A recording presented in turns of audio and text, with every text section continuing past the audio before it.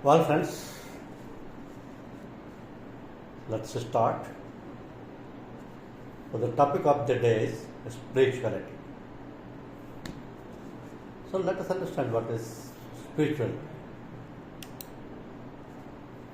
In fact, spirituality is a broad concept with room for many perspectives. In general, it includes a sense of connection to something bigger than ourselves, and it typically involves a search for meaning in life. As such, it's a universal human experience, and this is something which touches us all. People may describe a spiritual experience as sacred or transcendent, or simply a deep sense of aliveness and interconnectedness. So, if you say what is spirituality, that means this is something which involves a person's connection to self, others, and the world. Spirituality involves a belief system or a value system which gives meaning and purpose to life. Spirituality may include a belief in higher power or being expressed through various ways, and spirituality may provide a feeling of belonging and sense of community or unity with nature and the universe. But the spirituality is different with the religion. In spirituality, there is a belief. What is that belief? Where do I find meaning? But in religion, you will find what practices, rites, or rituals should I follow. There is a difference of comfort and reflections. Like spirituality says, how do I feel connected? While religion says what is right and what is wrong. There is a difference of ethics and awe. Spirituality says, how should I live? Religion says what is true and what is false. So basically, whatever we know, that is something like a drop in the ocean. And what we don't know is an ocean. So let us understand. If you can understand in Hindi better, I'll explain in Hindi. आपने सुना है 4 युग रहे हैं, सतयुग, त्रेतायुग, द्वापर युग और कलयुग। अब आप इन चारों को किस रूप में देखते हैं? क्या डिफरेंस है इन चारों में?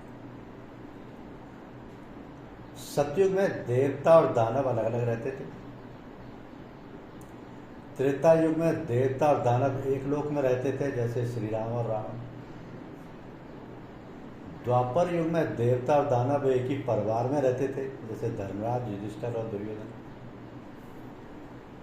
और कलयुग जो कि अभी चल रहा है, देवता और दानव एक ही शरीर में रहते हैं। This the difference. तो बेसिकली हम जो बात करते हैं सनातन धर्म, सनातन धर्म, सनातन धर्म, क्योंकि धर्म तो सबसे पुराना, सारे धर्म इसके बाद जन्मे हैं। लेकिन इस सनातन धर्म की बुनियाद है किस चीज़ पर? कैसे कि ये सनातन धर्म इतना मजबूत है, इतना स्ट्रांग है कि इसमें हजारों साल के बाद कोई चेंज नहीं होता। तो ये जो इसकी मजबूत बुनियाद है वो एक्चुअली 4 वेदों पर रखी हुई है। और ये 4 वेद हैं ऋग्वेद, यजुर्वेद, सामवेद और अथर्ववेद। अब इन 4 वेदों के अलावा 18 पुराण भी, ये 18 पुराण भी सनातन धर्म का आधार, जिनमें ब्रह्म पुराण, विष्णु पुराण, शिव पुराण, भगवत पुराण, नारद पुराण, मार्कंडेय पुराण, अग्नि पुराण, भविष्य पुराण, ब्रह्मतत्व पुराण, लिंग पुराण, वराह पुराण, स्कंद पुराण, वमन पुराण, कूर्मा पुराण, मत्स्य पुराण, गरुड़ पुराण, ब्रह्मनंद पुराण और वायु पुराण। ये 18 पुराण है। लेकिन उपनिषद बहुत सारे हैं। उपनिषद हैं 108। और ये उपनिषद भी इसकी आधारशिला है सनातन धर्म में, जिनमें अगर आप मेन रूप से जानना चाहें 8-10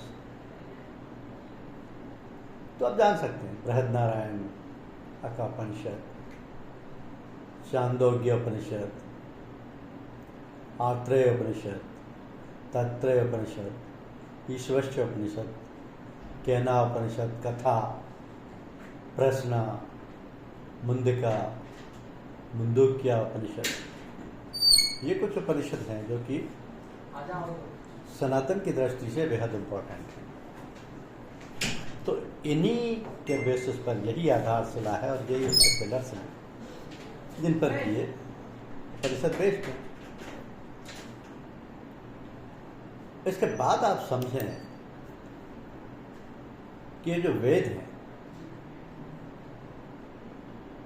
इन वेदों से ही बहुत सारी चीजों को जन्म मिला है। वेदों से ही उपनिषद बने हैं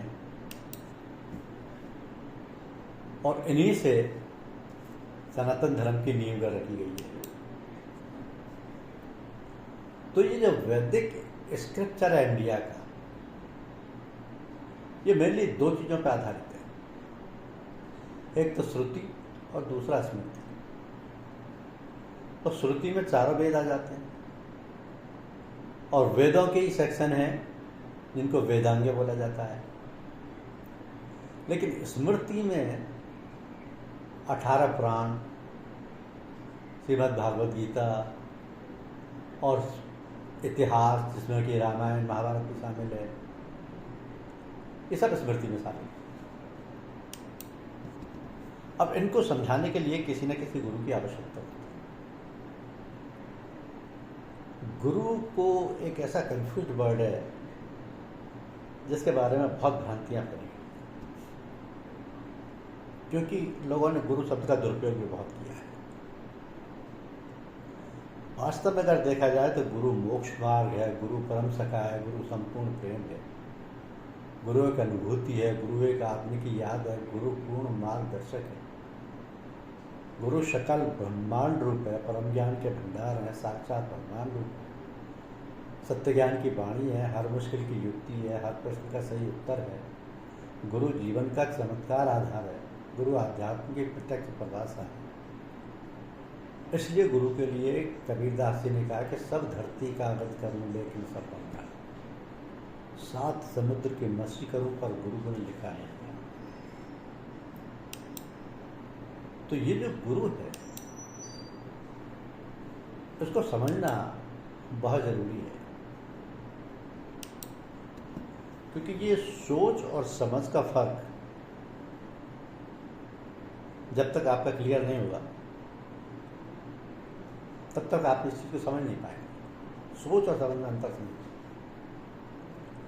जैसे कि एक डॉक्टर चाहता है कि हर आदमी बीमार हो, वकील चाहता है कि हर आदमी झगड़ालू हो, पुलिस चाहती है कि हर आदमी जुल्मी हो, ठेकेदार चाहता है कि हर आदमी मजदूर हो, दारू का ठेकेदार चाहता है कि हर आदमी शराबी हो, बैंक चाहता है कि हर आदमी कर्जदार, नेता चाहता है कि हर आदमी भोला भाला और अनपढ़ हो, पुजारी चाहता है कि हर आदमी अंधविश्वास में डूबा रहे, तांत्रिक चाहता है कि हर आदमी भूत प्रेतों से डरता रहे। लेकिन एक गुरु ही ऐसा व्यक्ति है जो हमेशा चाहता है कि हर स्त्री पुरुष पढ़ा लिखा हो, जीवन में सफलता प्राप्त करके आगे बढ़े, जिससे वह स्वयं का, अपने परिवार का, मानव समाज का और देश का विकास करे। इसलिए गुरु के पैर तो छूने चाहिए, लेकिन कुछ ऐसी चीजें हैं जिनके पैर नहीं छूने चाहिए। जैसे ध्यान या पूजा करते हुए व्यक्ति का चरण स्पर्श नहीं करना चाहिए, मंदिर में मूर्ति के सामने किसी के चरण स्पर्श नहीं करना चाहिए, सोने की अवस्था में चरण स्पर्श करना वर्जित माना गया, शमशान से लौटते हुए व्यक्ति के चरण स्पर्श करना वर्जित है, हुक्म करने वाले के कभी भी चरण स्पर्श नहीं करना चाहिए, क्योंकि उसका दुष्प्रभाव पैर छूने वाले पर पड़ेगा। अपनी पत्नी के चरण स्पर्श नहीं करना चाहिए, क्योंकि ये सब चीज़ें किसी न किसी सिद्धांत पर आधारित है, और ये सबसे बड़ा सिद्धांत है कर्म का सिद्धांत। ये जो कर्म का सिद्धांत है ये ऐसी साइकिल है कि जिसका कर्म है उसी का भुगतान। जैसे एक उदाहरण से समझ कि आंख ने पेड़ पर फल देखा, लालसा देखी, लेकिन आंख तो फल तोड़ नहीं सकती, इसलिए पैर गए पेड़ के पास फल तोड़ने के लिए। पैर तो फल तोड़ नहीं सकते, इसलिए हाथों ने फल तोड़े और मुंह ने फल खाए और वो फल गए पेट में। अब देखिए कि जिसने देखा वो तो गया नहीं, जो गया उसने तोड़ा नहीं, जिसने तोड़ा उसने खाया नहीं, जिसने खाया उसने रखा नहीं, क्योंकि वो पेट में गया।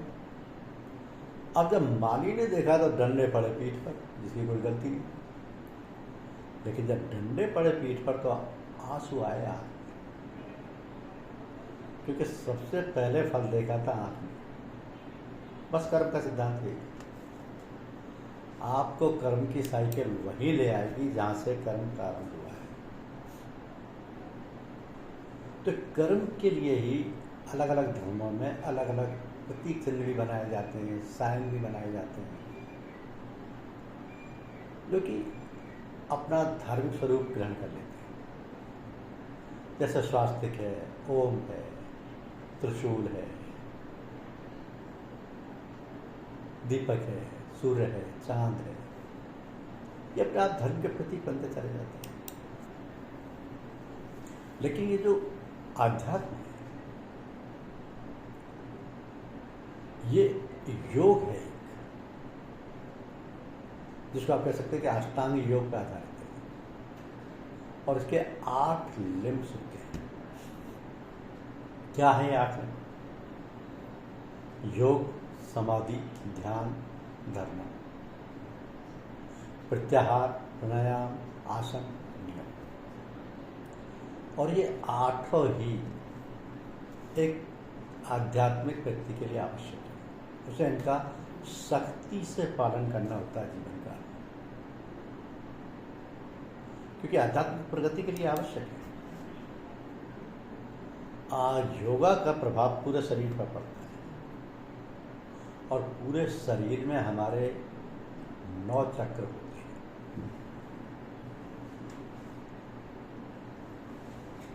तो ये जो चक्र है इनकी भी अपनी अपनी भूमिका है।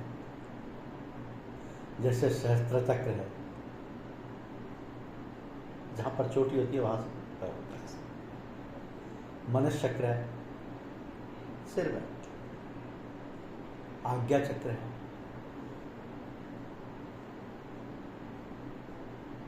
आज्ञा चक्र गले।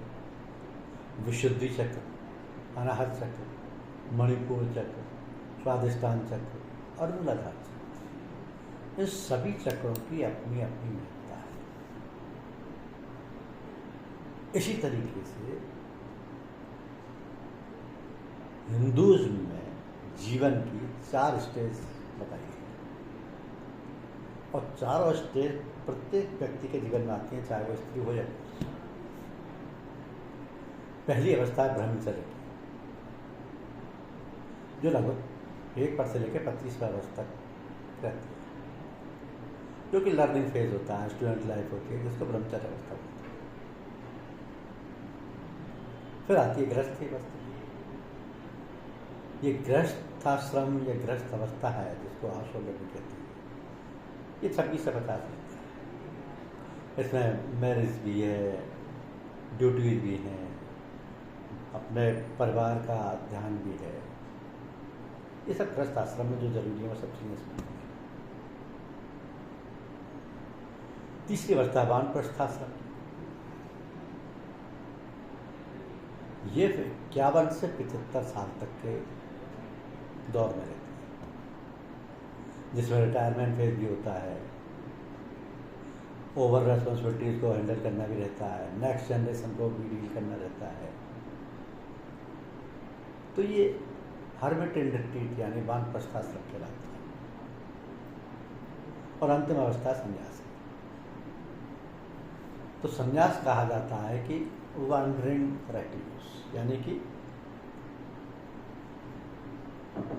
76 ईयर से आगे की व्यवस्था है, उसको संन्यास आश्रम कहा जाता है। इसमें वांडरिंग या सटिक स्टेज होती है, इसमें इच्छा समाप्त हो जाती है, बल्कि देने देने की अवस्था हो जाती है।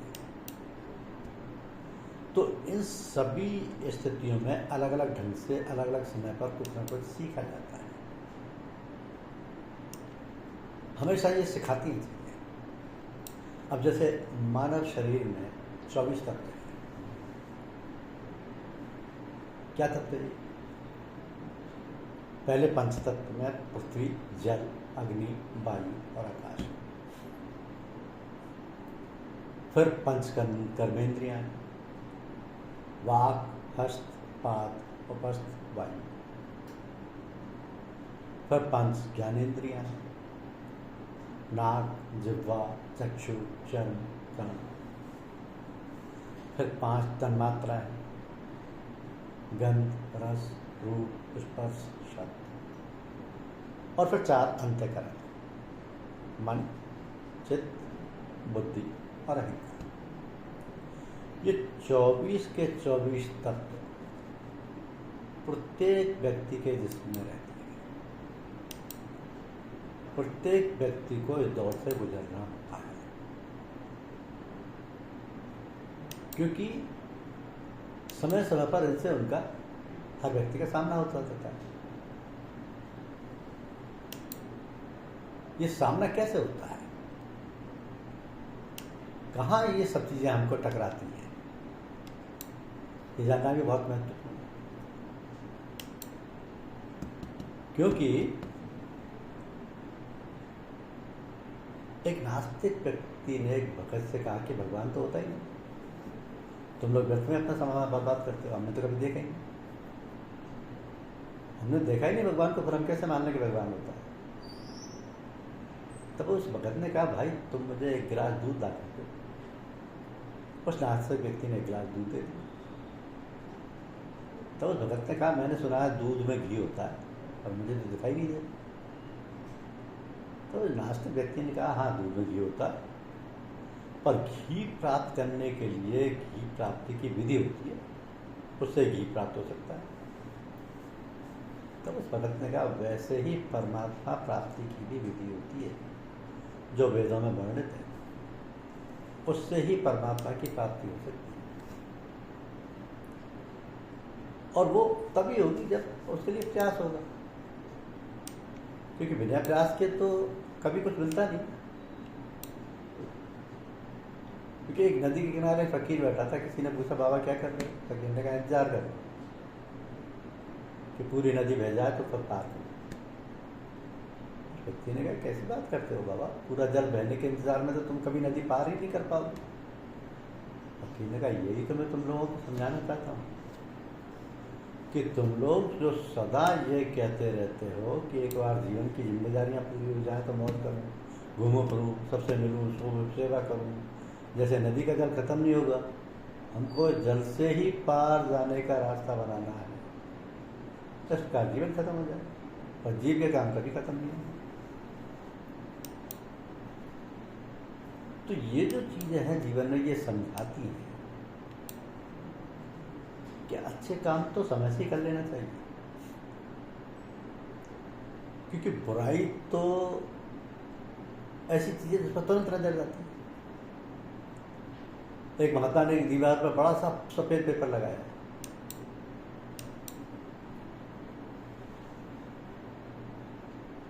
उसने उस पर मार्कर से काला डॉट लगा दिया। फिर सब लोगों से पूछा कि तुम्हें क्या दिख रहा है? सब लोग बोले काला डॉट। तो महात्मा बोले, कमाल है, इतना बड़ा सफेद पेपर नजर नहीं आ रहा और छोटा सा काला डॉट नजर आ रहा है। यही हालात सभी का है, उन्हें किसी व्यक्ति की सारी जिंदगी की अच्छाई नजर नहीं आती, मगर उसकी छोटी सी बुराई नजर आ जाती है। कैसे आ जाती है? ऐसी क्या शक्ति है? ईश्वर बड़ा है या कैमरा बड़ा है? क्या चीज बड़ी है? आजकल शब्द का लिखा रहता है कि आप कैमरे की नजर में, ये पढ़ते व्यक्ति होशियार हो जाता है और गलत काम करने से परहेज करता है, जबकि कैमरा तो इंसान द्वारा बनाया गया एक उपकरण मात्र। हम ये भूल जाते हैं कि हम हर समय ईश्वर की नज़र में हैं और वहाँ की नज़र ना खराब होती है, ना बंद होती है, ना किसी के नियंत्रण में होती है, यानी बचने का कोई तरीका ही नहीं। तो हम कैमरे से तो डरते हैं, ईश्वर से नहीं डरते। तो कहीं ना कहीं बड़ी सुंदर बातें कही गई है कि कहीं ना कहीं कर्मों का डर है, नहीं तो गंगा पर इतनी भीड़ क्यों है? जो कर्म को समझता है उसे धर्म को समझने की जरूरत ही नहीं। पाप शरीर नहीं करता, विचार करते हैं, और गंगा विचारों को नहीं सिर्फ शरीर को देती है। शब्दों का महत्व तो बोलने के बाद से पता चलता है, वरना वेलकम तो पायदान पर भी लिखा रहता है। वेलकम तो पायदान पर भी लिखा रहता है। तो जो चीज समझने की है उसको समझिए ना। जैसे संस्कार बता देते हैं कि परिवार कैसा है, बातचीत बता देती है कि इंसान कैसा है, बहस बता देती है कि ज्ञान कैसा है, नजरें बता देती है कि चरित्र कैसा है, ठोकर बता देती है कि ध्यान कैसा है, स्पर्श बता देता है कि नियत कैसी है, विनय भाव बता देता है कि शिक्षा कैसी है, मुश्किलें बता देती है कि हौसला कैसा है, वाणी बता देती है कि स्वभाव कैसा है, और मृत्यु बता देती है कि जिंदगी कैसी थी। क्योंकि मृत्यु के समय में वही भाव रहता है जैसी जिंदगी थी। इस संसार में 84 लाख योनि हैं, 84 लाख योनि, एक सत्य है। जो मानव योनि में नहीं है वो उनमें से किसी न किसी योनि में है। अब 84 लाख योनियां कैसे हैं, क्या करती हैं? 30 लाख प्रकार के वृक्ष भी 84 लाख योनि में आते हैं। 27 लाख प्रकार के कीड़े भी 84 लाख योनि में आते हैं। 14 लाख प्रकार के पक्षी भी 84 लाख योनि में आते हैं। 9 लाख प्रकार के पानी के जीव भी इन्हीं योनियों में आते हैं। 4 लाख प्रकार के पशु, जिन्न, भूत, प्रेत, देवी, देवता, जिसे 4 प्रकार के खंडों में संतों ने बांटा है, जैसे अंडज, जरायुज, श्वेतेज, उद्भव। इसके बाद मनुष्य जन्म प्राप्त होता है। अब सोचिए मनुष्य जन्म कितना कीमती है, और ये जो जन्म मरण के बंधन से मुक्ति का रास्ता है ना, वो केवल इसी में संभव है, केवल। क्योंकि कुछ चीजें अपने आप खत्म होती चली जाती हैं, कुछ भी नहीं करना पड़ता, कुछ भी नहीं। क्या वो अच्छी है बुरी? जैसे कौवा एकमात्र ऐसा पक्षी है जो बाज पर चोंच मारने की हिम्मत करता है, और बाज की पीठ पर बैठता है और उसकी गर्दन पर काटता है, पर बाज जवाब नहीं देता, और ना ही कोई से लड़ता है और ना ही कोई पर समय बर्बाद करता है। बस अपने पंख खोलता है और आसमान में ऊंचा उड़ना शुरू कर देता है। उड़ान जितनी ऊंची होती है उतना ही मुश्किल होता है सांस लेना, और ऑक्सीजन की कमी के कारण खोआ कर जाता है। कोई के साथ अपना समय बर्बाद करना बंद करो, बस खुद को ऊंचाइयों पर चले जाओ, अपने काम में लगे रहो, और ऐसे ही खत्म हो जाए। क्योंकि हर चीज हमें कुछ ना कुछ सिखाती है, हर चीज सिखाती है। और ये जो सिखाने की प्रक्रिया है ना, ये अपने शरीर से शुरू होती है। हमारे शरीर का अपना एक मंत्रिमंडल है। जैसे हमारे दिमाग प्रधानमंत्री है, वो जैसे डायरेक्शन देता, बाकी सब काम, सारे पार्ट, बॉडी पार्ट उसी तरीके से काम करते हैं। जो सिर है या ब्रेन है, उसको शिक्षा मंत्री बोलते थे। ये कान है, ये कम्युनिकेशन का माध्यम है जिसको डॉक्टर व्यवहार कर। पेट है, ये खाद्य एवं कृषि मंत्री, सारा खाना पीना इसी में जाता है। जो हार्ट है, ये वित्त मंत्री है, ये कभी काम बंद नहीं करता, हर वक्त काम पर रहता है। जो हैंड्स है, हाथ, वो श्रम मंत्री है, पैर यातायात मंत्री है, नाक स्वास्थ्य मंत्री है, दांत उद्योग और रसायन मंत्री है, आंखें कानून मंत्री है, चमड़ी रक्षा मंत्री है, जवान सूचना एवं प्रसारण मंत्री है, और लंग्स जो है वो गृह मंत्री है। अंदर की सफाई सारी लंग्स करती है। तो शरीर का जो मंत्रिमंडल बना हुआ है, उसका हर अवयव इम्पॉर्टेंट है। उसमें आप किसी भी बॉडी पार्ट की अनदेखी नहीं कर सकते। आपने महाभारत पढ़ा है, लगभग होता भी है, सबके घरों में देखा भी है, आपने सबने देखा। लेकिन महाभारत ऐसा ग्रंथ है जिसमें से लोग अपने परिवार में, अपने घर में कुछ भी कॉपी करने की कोशिश नहीं करते, क्योंकि लोगों की मान्यता है कि महाभारत में जो कुछ हुआ उसकी आंच उनके घर तक नहीं आनी चाहिए। लेकिन ऐसा नहीं है। महाभारत कहता है कि कुछ चीजें मत करो, जैसे युधिष्ठिर की तरह जुआ मत खेलो, कर्ण की तरह दुष्ट का एहसान मत करो, धृतराष्ट्र की तरह पुत्र मोह में मत पड़ो, कुंती की तरह अनुचित प्रयोग मत करो, द्रौपदी की तरह अनुचित जगह मत हंसो, पांडु की तरह काम के वशीभूत मत बनो, दुर्योधन की तरह अनाधिकार हक मत पालो, भीष्म की तरह अनुचित प्रतिज्ञा में मत बनो, दुशासन की तरह नारी का अपमान मत करो, अश्वत्थामा की तरह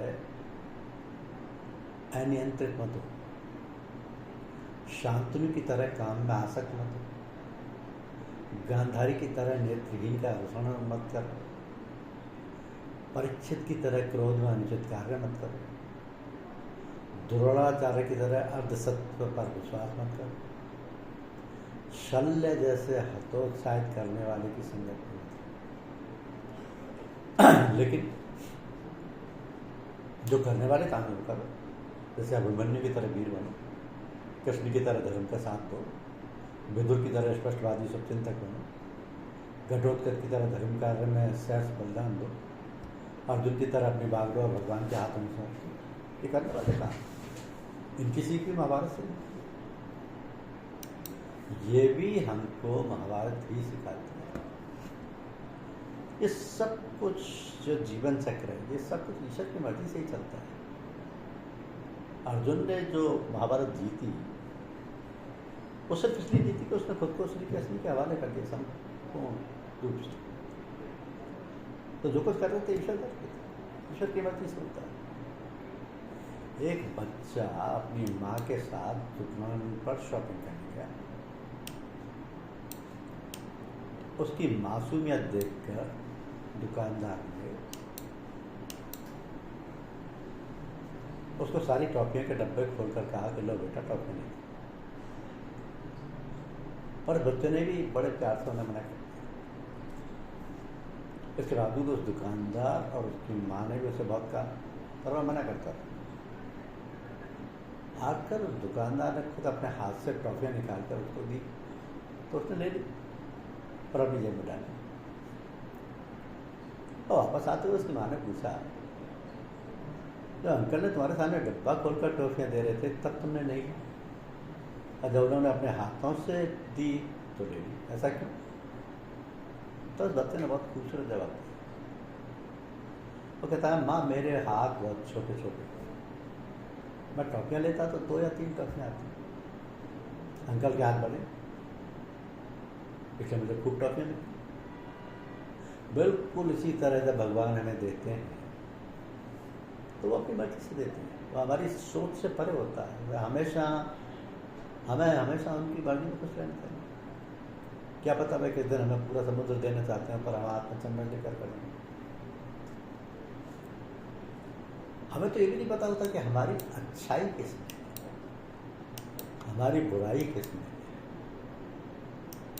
तो ये सब चीज़ें मालिक के ऊपर छोड़ देनी चाहिए और कोशिश ये होनी चाहिए जीवन में कि एक गुरु, एक मास्टर जिसके पास बैठने से ही आपको आभास हो कि आप किसी सर्वसमर्थ गुरु के पास बैठे,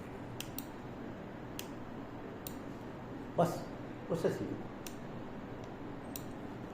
क्योंकि आप जिसे विज्ञान कहते हैं वो वह सृष्टिकर्ता की बुद्धिमानी को समझने का प्रयत्न है। आप जिसे तकनीक कहते हैं वो आज पहले से बनी हुई जीवन की तकनीकों को एक तुच्छ नकल मात्र है। तो आप जिसे मानवीय या तार्किक बुद्धिमानी कहते हैं वो उस बुद्धिमानी की तुलना में कुछ नहीं जो सृष्टि का आधार है। अगर आप उस बुद्धिमानी के साथ एक होना चाहते हैं जो सृष्टि का आधार है तो आप आध्यात्मिक हैं। सामान्य रूप से भोगवादी जीवन उस सर्वोत्कृष्ट बुद्धिमानी के साथ लय में लय नहीं होता। तो क्या इसमें कुछ गलत है? क्या भोजन करना, कपड़े पहनना, रहने के लिए मकान बनाना गलत है? लेकिन अगर आप सहायक भोजन को ही मुख्य बना देंगे तो वह जीने का एक मूर्खतापूर्ण तरीका होगा। हम मकान बनाते हैं, कपड़े पहनते हैं, खाना खाते हैं, हम ये सब कुछ करते हैं क्योंकि हम जीना चाहते हैं। हम सिर्फ जीना ही नहीं चाहते बल्कि हम उस जीवन को उसकी पूर्णता में जानना समझना चाहते हैं। यदि आप जीवन को बस ऊपर से जी रहे हैं तो जिंदा रहने का ये तरीका बुद्धिमत्तापूर्ण नहीं है। ऐसे तो जानवर भी जीता। आध्यात्मिक प्रक्रिया जीवन का फल खाने, उसके रस को पाने, जीवन के मूल को समझने के लिए है। हम सिर्फ इसका स्वाद ही नहीं चखना चाहते बल्कि इसे पूर्ण रूप से जानना और समझना भी चाहते हैं। आध्यात्मिक प्रक्रिया जीवन से तलाक लेने की बात नहीं है बल्कि जीवन के साथ कभी ना भंग होने वाला प्रेम संबंध। कोई भी मनुष्य जानबूझकर मूर्ख बनना नहीं चाहता। यहाँ तक कि कोई मनुष्य यदि इधर उधर कुछ करता है, उल्टी सीधी हरकतें करता है, वह भी मूर्ख नहीं कहलाता, वो भी नहीं कहलाना चाहता और यही दिखाने की कोशिश करता है कि वे कितना होशियार है। लेकिन अगर आप ये सोचेंगे कि आप सृष्टि के एक अत्यंत विशिष्ट रचना है, आप जीवन का अनुभव इस तरह करते हैं जैसे कि इस अस्तित्व से आप बिल्कुल अकेले हैं, तो आपका तथाकथित तर्क आपके विरुद्ध काम करेगा। तो आध्यात्म की प्रक्रिया ये है कि जीवन को समझो, जीवन को जानो, जीवन का अर्थ क्या है उसे पहचानो। मनुष्य योनि में जन्म मिलना बस एक यही योनि है जिसमें कि जीवन के जन्म मरण की मुक्ति संभव है, मोक्ष की प्राप्ति संभव है। किसी भी पशु योनि में ऐसा संभव नहीं। यही जीवन का अध्यात्म है, इसी को स्पिरिचुअल कहते हैं। धन्यवाद, थैंक यू।